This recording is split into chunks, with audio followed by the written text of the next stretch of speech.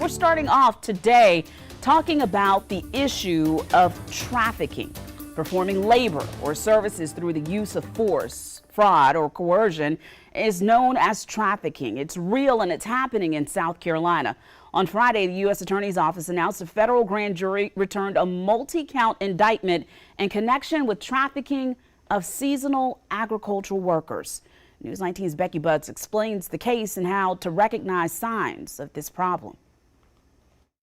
Two Batesburg-Leesville residents are facing federal charges after prosecutors say they were trafficking seasonal agriculture workers in South Carolina. According to the indictment, the two are accused of confiscating passports and immigration documents, forcing workers to work excessive hours, failing to pay them their due wages, and threatening deportation for those who didn't work hard enough.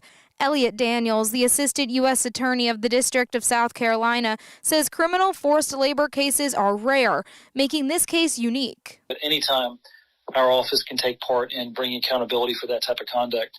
We're proud to do that. He hopes cases like this will encourage other witnesses and victims to come forward. It's critical for us that the public knows what to look for and is not afraid to say something. So what does labor trafficking look like? According to Daniels, it can show in many forms, but mainly involves forced labor, threats of force, coercion, housing workers in poor living conditions, and lying about the legal or criminal processes. The most vulnerable are often the most exploited. Those most vulnerable are non-English speaking immigrants, women and children, and workers in low-wage industries such as agriculture. Kristen Crump with the American Friends Service Committee educates migrant workers on their rights in the workplace. And so I think that that's what we really need to get the word across, is that we have so many people, they estimate up to 1.5 million people are victims of some form of migrant worker abuse or labor trafficking, and I'm sure the numbers are even higher. If you feel you or someone you know is experiencing labor trafficking,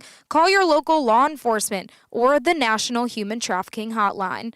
In Columbia, Becky Buds, News 19 WLTX. The two suspects face a maximum penalty of 20 years in prison and fines up to $250,000. Both are currently behind bars. Earlier